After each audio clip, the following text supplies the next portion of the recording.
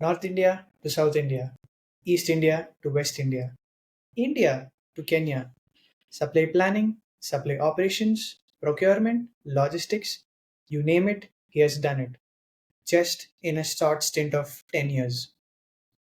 Hi peeps, meet my fellow classmate from IIM Calcutta, Shaktiman Singh, who's going to talk about his journey in various supply chain domains that he has seen in the last decade. Hi, Sunny. I'm well. All perfect. How are you? I'm doing good. You have a cool background and also a cool t-shirt, I believe. Can you just show us what that is? Yeah, sure, why not? So this t-shirt is actually in line with the series that you are doing, supply chain. So it says supply hai, to chain hai. And I believe everybody in the sales would really resonate with that. If they get the Oh supplies, yeah, that's the only thing that can make or break their targets. I So agree. Not just sales, it's every team, be it operations or marketing. yeah, Supply hai ya customer hai to chain hai. I agree. absolutely. And this is something Nice. that I think if some of your audience is working within supply chain, they'll say, oh, yeah, now this guy is giving due importance to supply chain that many organizations fail to understand unless something breaks. I can relate. I am that one guy. Forget about audience, but I'm here. I can resonate that. Yeah, Yeah, firstly, welcome to the Supply Chain Insider, the series in which we are speaking with supply chain leaders and people who are working in the supply chain to learn about their challenges, their journey, and also any learnings that we can learn from you that our audience can take away. And of course, I can take away. absolutely. It's an honor to be here. And I'm equally excited as you are. And let's see, let's discuss some interesting topics and see how we can, add some value and give some insights on what is going on in the world of supply chain. Yes, I'm ready. Could you just start talking about your journey, what you do currently, what have you done in the past? Just an outline for our audience that we just set a stage for them on what interesting facts we are going to talk about. Right. Okay. So since I am on this podcast, I am obviously a supply chain professional. I have been in this industry for almost a decade now. I started back in 2015 with Coca Cola, and I spent 4 years of my life with Coca Cola in India. And at that time, I actually started my journey right from the production floor. So Oh, I was working on production lines of Maza, which was a juice line.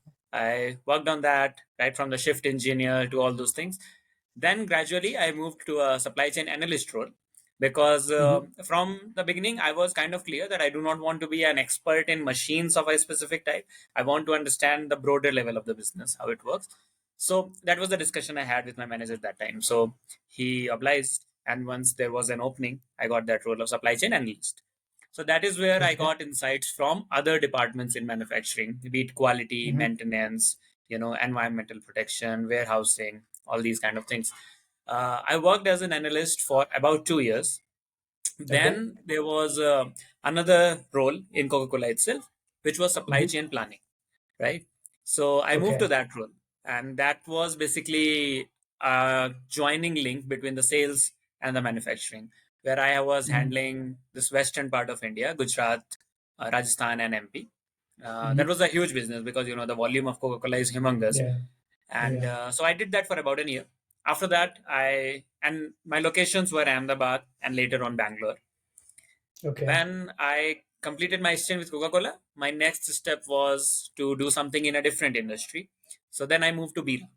Okay, in Bira, Hmm. I was located in Delhi, and I was handling Oh. supply planning again but this time for the whole country, because again the volumes are not large enough that you just handle one Hmm. specific region.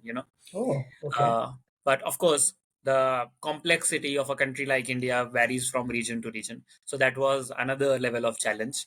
So I was handling supply chain there, and that went on for about until end of 2020 actually. Hmm. Um, so once that was done, my next step was again to explore another industry, and this time in another continent altogether. So I Okay. moved to Kenya.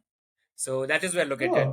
I am currently located in Nairobi, Wow. and this time it was the industry of energy sector, right? So this company was in oil and gas primarily, and the division where I was working was working with LPG. So both Okay. in for retail, for industries, and also for automobiles. So this particular Hmm. company is called Proto Energy, and they Okay. were the first in Africa to use Hmm. LPG for automobiles. And I'll talk a little Okay. bit more in detail Mm-hmm. about how very exciting and this industry has a lot of potential in this part of the world. Um, so after working with Proto Energy, again the time Hmm. had come.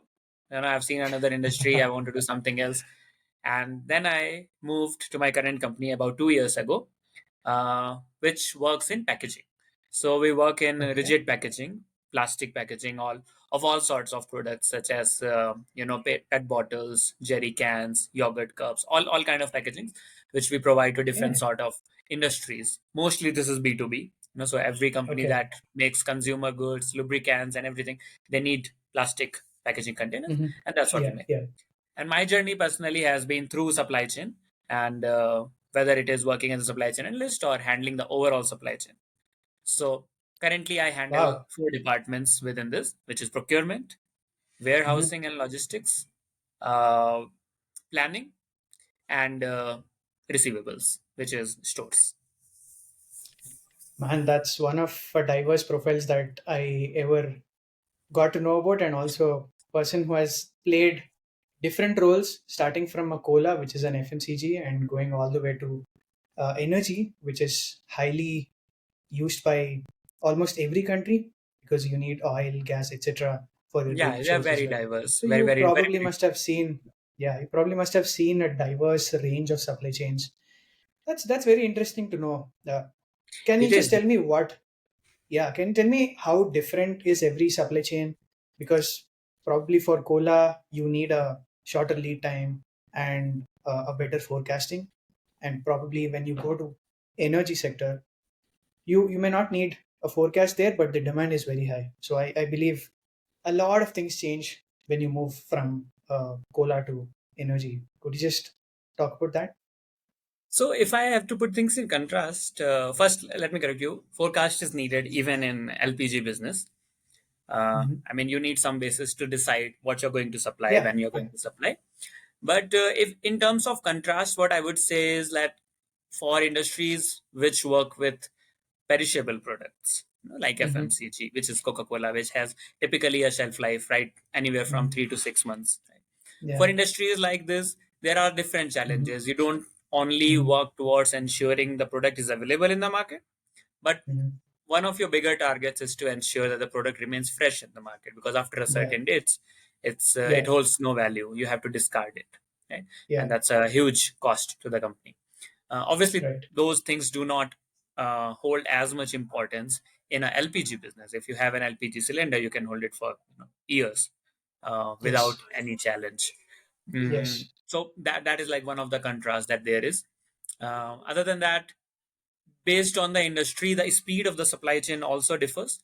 For example, Hmm. um, in proto energy, when I was working with LPG, the whole cycle Hmm. was very fast, because once you get an order from the market, the time Hmm. it takes for you to fill a LPG cylinder is barely in seconds, and you are delivering it within the same country. So the size of Kenya is, as you know, or I can explain, is not as large as a country like India. It's Yeah. roughly slightly larger than MP, as I state, right, in terms of space.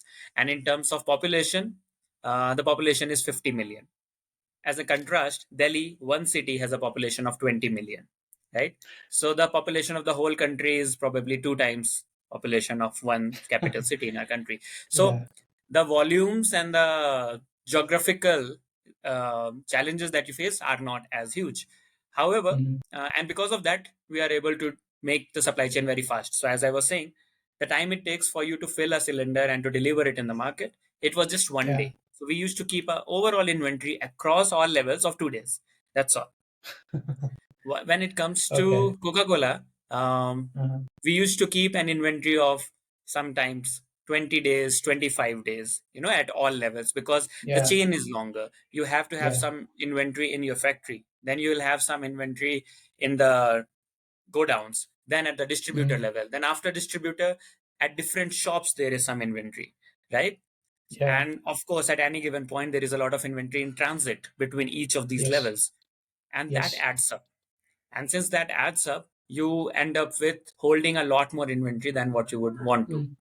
right? Mm. And a very Mm. contrasting example would be in Alcobev, which was Bira. So in any Mm. Alcobev company, see, the product itself takes some time to be manufactured. It takes about True. 15 days to anywhere to 30 days to brew a Mm. beer. If Yeah. suddenly somebody in the market wants a beer, you can't make it tomorrow. Yeah, that's how things work. Yeah. So Yeah. no matter how fast you want to be, there is a certain level of challenges, a certain level of speed that comes alongside with the product. Correct. And that actually gives you a little bit of perspective when you see the supply chain of different industries, that Mm. challenges can change, and Yeah. based on the type of product, based on the type of the Mm. economy and the type of the country, and you have to Mm. evolve accordingly. And that Of actually course. allows, uh, once you know how the supply chain works in different industry, that actually gives Mm. you a little bit of an edge to come up with innovative solutions, because you have seen what True. happens in a different Oh industry. yeah. Yeah. Yeah. Yeah. Of course. Because something that was working out the best in Coca-Cola can be implemented in an energy sector, and Right, you have right. So these seen are the contrast both sides to. of it. Okay. Yeah, that's interesting. Yeah, you mentioned about packaging while talking about your expert experience, and currently, I believe you're in the packaging industry, especially with a lot of companies taking an oath on becoming carbon neutral or carbon negative in a few years. How do you think packaging as a company or as an industry will be impacted with the environmental impact, and how how are industries coming up with any innovative solutions, or what's happening in the packaging industry? Right. Uh, See, packaging industry in itself is quite fragmented, first of all, and Hmm. it has a lot of different players, and it has a lot of different segments within the industry. You have plastic Hmm. packaging, you have carton packaging, Yeah. you have, of course, metal and glass, and these are Yeah. the typical solutions to packaging. Right? Yeah. And fragmentation, there is not one leader who is deciding the direction or who is setting the trend. Therefore, this is where the regulators Hmm. come into play. So the policy regulators or the Okay. governments are the ones who will decide what direction to take. Because again, as I mentioned, a lot of this depends on what are the guidelines in the market where you are operating. For example, a few years ago in India, polythene bags, single-use plastic bags were banned, right? And Yeah. within a Yeah. span of some months, the industry itself evolved how they want to give solutions to packaging. Mm. Right? And that's what has been Yes. happening over the years in different markets. Like the way Europe operates is completely different in the way that India or maybe Africa or any developing economy operates. When it comes to Yeah. sustainability, first of all, I really acknowledge that there is a huge carbon Mm. footprint, or there is a huge impact of the Correct. packaging industry, but it is essential. It is something Yeah. that you cannot do away with. For example, if you want to transport medicine, if you want to transport COVID vaccines without packaging solutions, how will you do that, right? And let's say you are transporting edible oil, which is essential goods for any family, be it rich, be it poor. How will it move from big cities where the industries are to the towns or to the small villages, right? It will not Yeah. if you don't use packaging. And when it comes to different packaging solutions, metals and glass have a way higher carbon footprint than plastics. Hmm. That's a fact, because in order to Oh, smelt metal, okay. yes, yes, in order to make metal, or in order to make a glass bottle, you will spend way more kilograms of carbon dioxide that during the process, the energy that you will be consuming, than plastic. The biggest Okay. disadvantage of plastic is comes with the single use plastic, right? Because let's Hmm. say you buy a glass bottle for any reason, more often than not, Yeah. at least you'll try to reuse it, Yeah. and you can reuse it. The problem happens with single use plastic. Let's say there is a water bottle. You use it, Yeah. you have water, and then you throw it away. Now it will Yeah. not be, there is nothing that's going to happen with that bottle for millions of years, right? That is Yeah. where the real problem is. Packaging itself is essential, but single use Hmm. packaging, which as a planet we keep releasing into environment tons and tons, millions of tons on a daily basis, That is where the main challenge is. So the way to think about it is, a, how can we reuse our packaging, right? How can we reuse it so that overall we don't have to create new containers?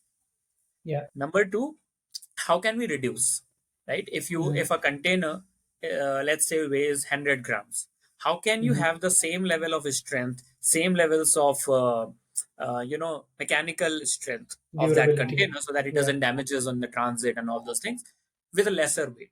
Even if you reduce 10%, 20%, there is still Mm-hmm. saving on a larger scale. Number three, how can you recycle, right? If there is a Yeah. waste plastic in the community, in the garbage piles, or in Mm-hmm. the any domestic waste or industrial waste, how can you make Yeah. use of it to make something that can again be useful and it doesn't end up in landfills? Okay, so these are the three Yeah. ways in which typically large players think around when it comes to Mm-hmm. sustainability. Okay, I'll give you a couple of examples because I do not want to you know um, share any confidential information, but there are a Mm-hmm. lot of large companies who have this sustainability as a part of their vision, as a part of their strategy going Yeah. forward. So they are telling their suppliers that, look, you give us the containers, but Mm-hmm. now over the years you have to reduce its weight, because they also pay by the weight. Let's say you are buying a container from me, and tomorrow I tell you that, okay, now I'm reducing the weight of this container. Eventually, you will also get the cost benefit, right? It's not Yeah. only about using less plastic, it's also gives them some benefit in their cost. Okay. Yes. And there are also a lot of initiatives going on where you can use the publicly collected resin. It's called PCR. Okay, Mm-hmm. so there are organizations which collect the plastic from the, like from the city, from different Okay. means. They Okay. separate it by color wise, by different grades of plastic, by different applications. They clean it, Mm-hmm. they make it into small pellets that can Mm-hmm. again be used as a small percentage of the virgin material. So there are two things. Okay. Virgin material is that you are using for the first time, right? You are Yes. That is not recycled or anything, like the high quality. You will never Yeah. get any challenges with that. But with all this publicly collected resin, if you use a small percentage of that Mm-hmm. along with your virgin, at least that Yeah. percentage you have saved, right? True. So these are some of the initiatives that the industry is taking, because of, I think, how why it is being driven. Not only because somehow people are, they are thinking that, oh, this is the right thing to do, this is the moral thing to do, but as I mentioned, there are only two drivers in business. One, regulation. If government says that we will not allow you to release this much kilograms of plastics in the market per year, you have to reduce it, or we'll put some carbon tax on you, some carbon credits, right? Yeah. Suddenly everybody will fall in line and they'll come up with innovative ways.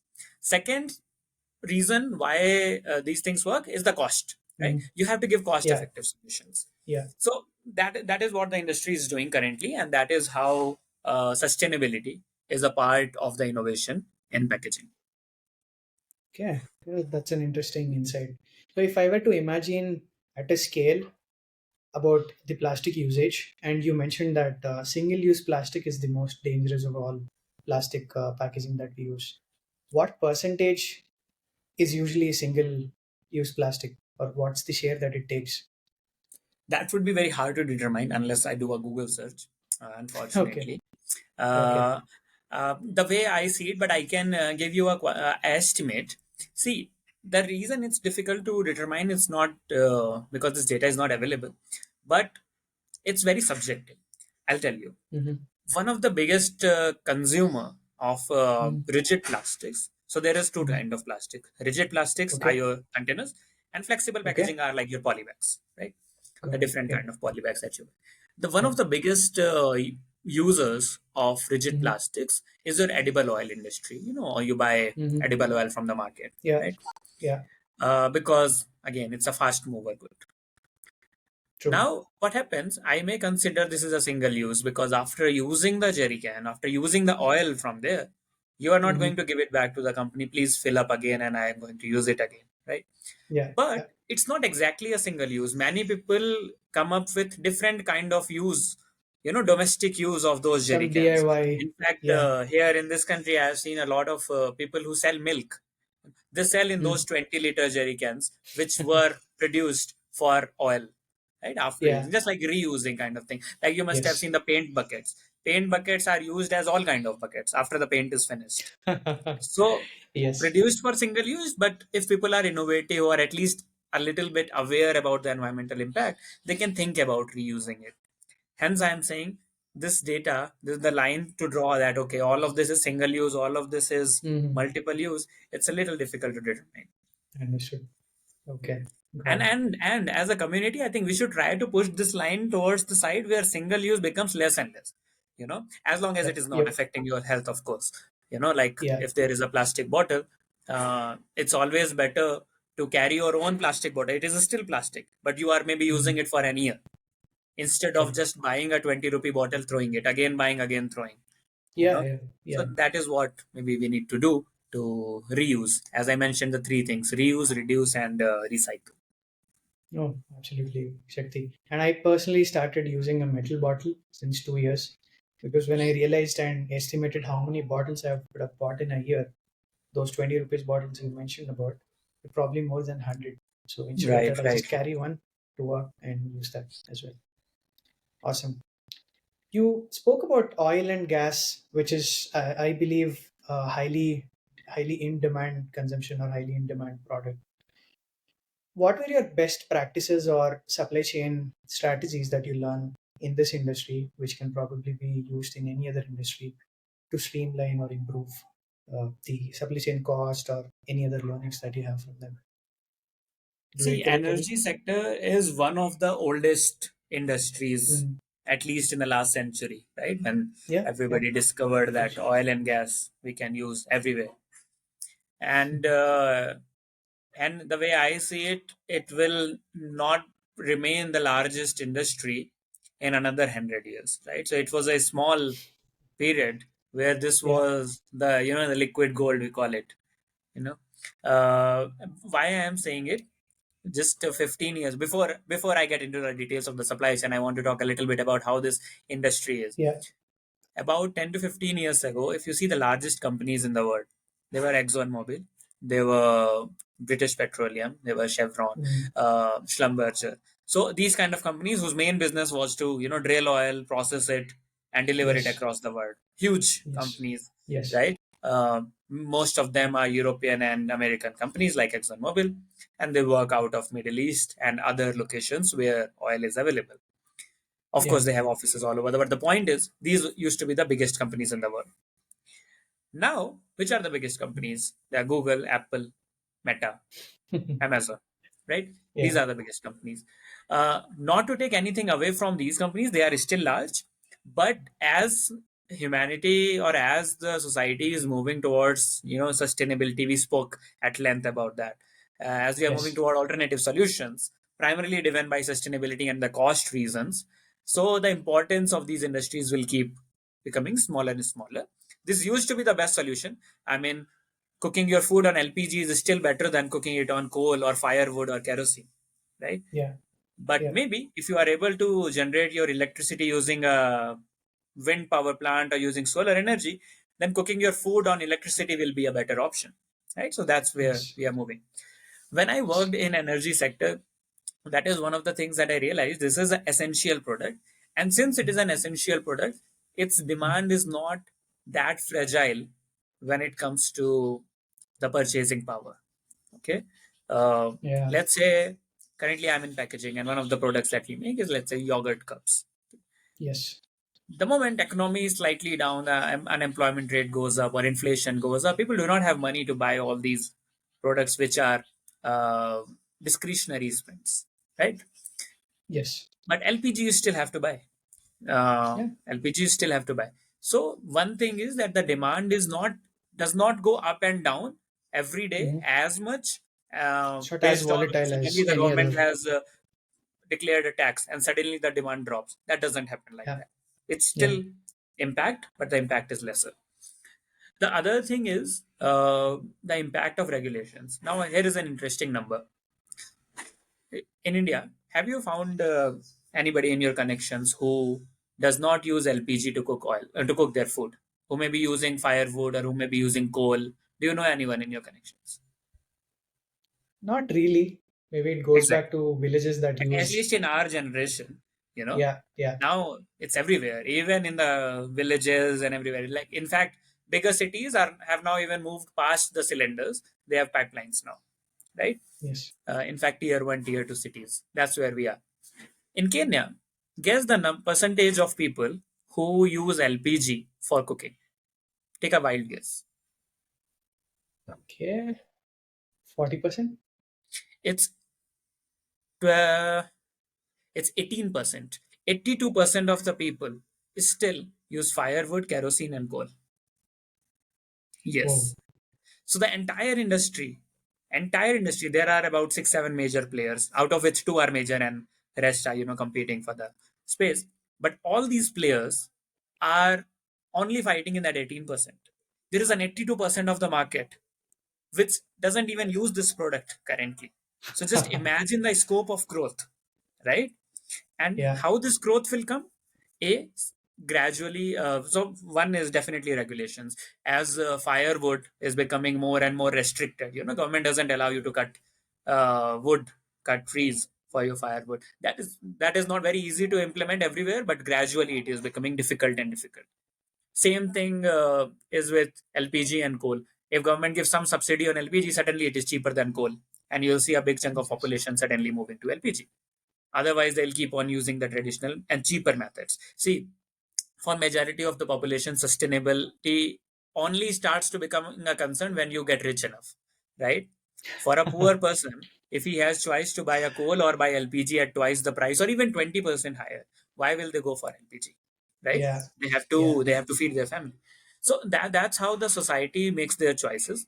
And interestingly enough, you must have seen that in India, at least in my memory, since forever, government has been giving subsidies on LPG.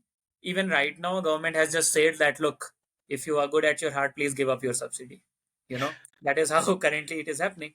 But yeah. subsidy is given to everyone because we do not want people to go back. Here, there is no subsidy. In fact, when I came here 3 years ago, there was a tax on LPG.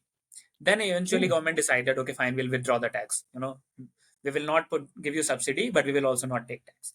Uh, but if the government had funds, or let's say if they make some policies, or they are able to find some money to give subsidies, this percentage of 18% can really go up to maybe 50%. Not very soon, not very long from now.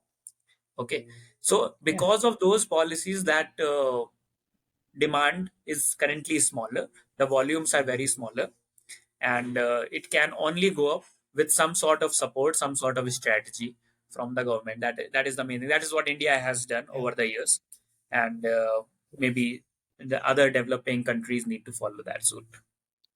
It's astonishing to know that it's just 18% or 20% of people use LPG. And now I understood why. Is it because Kenya is not rich enough to import oil or import any of those energy You see, sectors into the country? And even or India you is see not any a other net reason? producer of LPG, right? Yeah. Even India is not a oil producing country. All these LPG, even plastic, all these are byproduct of petroleum. By the way, did you know that? Oh, If okay. not, then you know now. No, that's new. So the That's crude new. oil Yeah. is distilled, right? And on the Hmm. top, you get natural gas, LPG, these gases. Hmm. Then you get petrol. Then you get diesel. Then, after a few more layers, you get tar which is used on the roads. Yeah. Then there is a thing called naphtha. Naphtha is the Hmm. raw material which is processed to make polymer, which then gives you the plastic resin. So all Oh, plastic okay. that you are using, or literally all, is a byproduct of crude oil. Of course, it can be synthesized, but that's how most of the plastics around the world comes from. So let's say tomorrow Saudi Arabia decides they will jump into this war, okay, which is going on. Not to take any Hmm. political side, by the way. Let's say they decide that they want to jump and they want to cut down their crude oil production. Yeah. This will shoot up the all the prices, okay, all the Yeah. gases, Yeah. petrol, diesel, including plastic prices, because it is a byproduct of crude oil.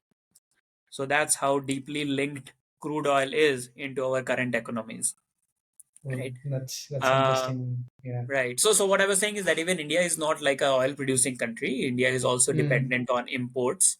Uh, The only thing is that over the years you have to either give some sustainable and cheaper solutions. See, cheaper is very important for the larger masses. You have 1.4 billion True. people to work with.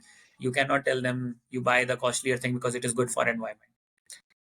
Yeah, convenience and cost. I think Convenience and cost. That's how the these markets two are work, the unfortunately. drivers. Yeah, Hmm. yeah. And you brought an important point when we speak about import. For that example, India also imports a lot of other commodities from different countries, be it oil or be it any other commodity. So, how do you think, from your supply chain expertise, geopolitics plays an important role, or does geopolitics play a role in the supply, or any of the other optimization techniques, or any other demand supply things that come into picture when you speak about packaging, or when you speak about importing any other byproducts from other country? What's your take on that? Geopolitics plays a role in a humongous role, and I keep talking about it on my on my LinkedIn, uh, Yeah, because right from okay, I'll take one example. I just gave an example of geopolitical situation in Middle East right now, how it has yeah, impacted. It can impact. Right now, yeah, Israel, Palestine, none of them produce oil, so it yeah, is not impacted so far. But because of any reason, if any oil producing nation says that I will cut down the oil production or I will raise prices or anything that leads to increase in crude oil prices, it will lead to increase in fuel prices because almost every major economy like China, India, US, we are net importers, mhm, right? yeah, And if the fuel prices goes up, everything goes up. That is directly related to inflation. yes, Literally everything is related to fuel prices. If the fuel prices go up by 10%, not very long after that, you will see that even the food prices are going up. Right?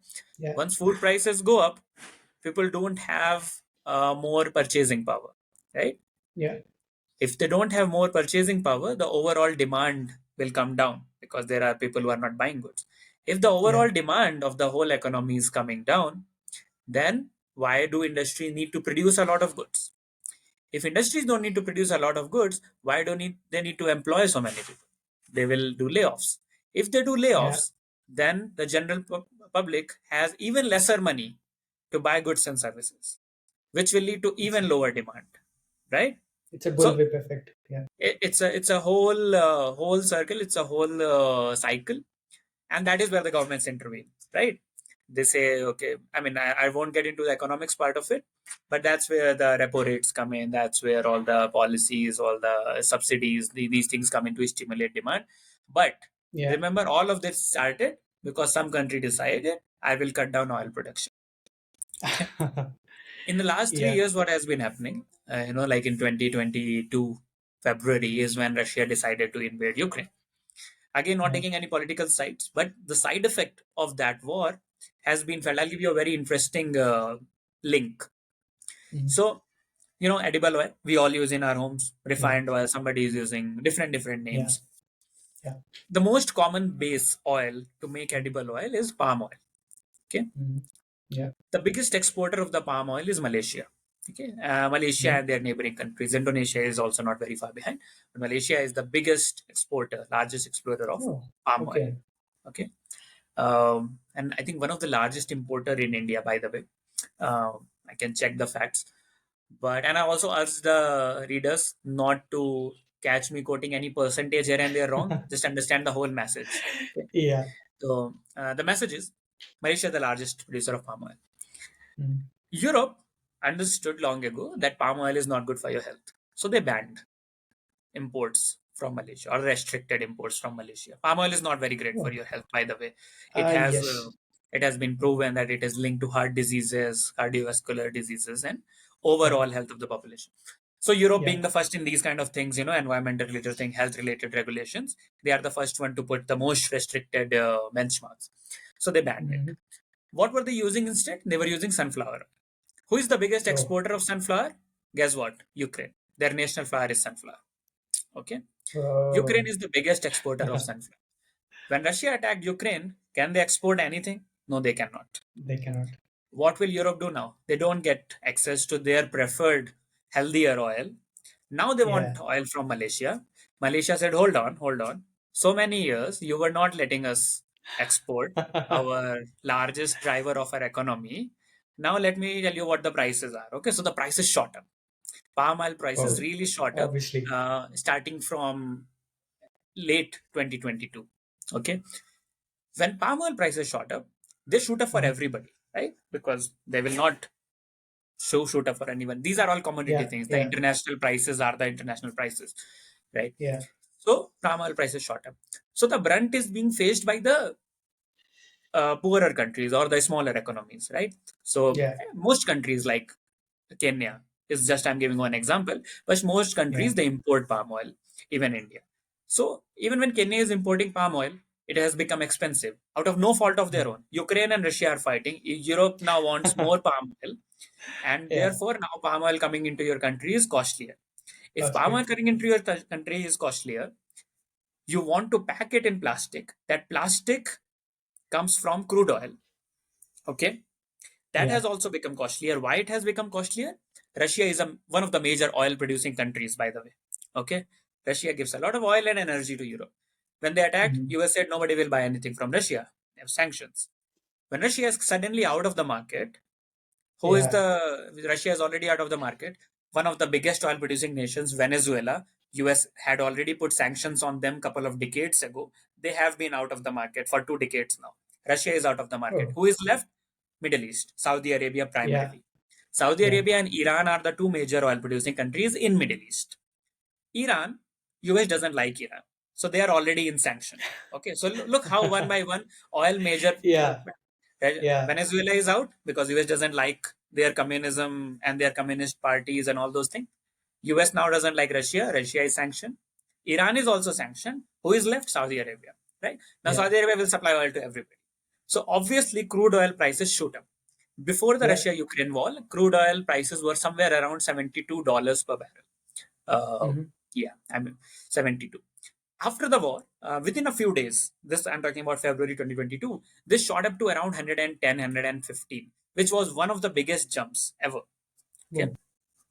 Obviously, it has been coming down because a lot of this jump is because of panic in the market, Yeah, not any real yeah, supply shortage. But because of this, now your crude oil is expensive, so your fuel is expensive, and even your plastic is expensive. Your palm oil is expensive, your plastic is expensive. So the whole essential commodity that everybody uses in their home suddenly becomes very expensive. And yeah, as I explained, the whole cycle repeats again. People spend more of their pocket on essentials, so they have less money to spend on discretionary spends. yeah. Demand collapses, industries suffer, they do layoff, and it's a circle. That's actually an effect on the whole supply chain, which in which we are involved as well, the consumers. So it's not Absolutely. just countries fighting or invading each other, but it's actually end It's actually consumer in a consumed. different country altogether. Right. Yeah, yeah. So Thanks that's for very that insight, interesting. And, Shakti. Yeah, and any because global event, if you read about it, and I'll continue posting about it. These stories are very fascinating because once you know this linkage, now suddenly Mhm. you'll be very interested to know who is winning when this war is stopping. Yeah, Because now you yeah. know it affects you directly. Do you follow any sources on the web to learn about geopolitics and the Uh, various effects Not of any these? specific sources, but since I read or watch a lot of videos and read a lot of things and follow a few people, obviously social Mhm. media algorithm does their own thing. Now my feed is filled Yeah. with that. If I open my YouTube right now, it is filled with why China will not invade Taiwan. Why is US putting their warships in the Persian Gulf? Why China Yeah. is all the same things. So you just need to. I think that is the one advantage of these addictive social media algorithm. If you want to see something, you just like a few of their posts, comment, and then your feed will be filled. They will do rest of that Yes. job. Yeah. Yeah. Of course.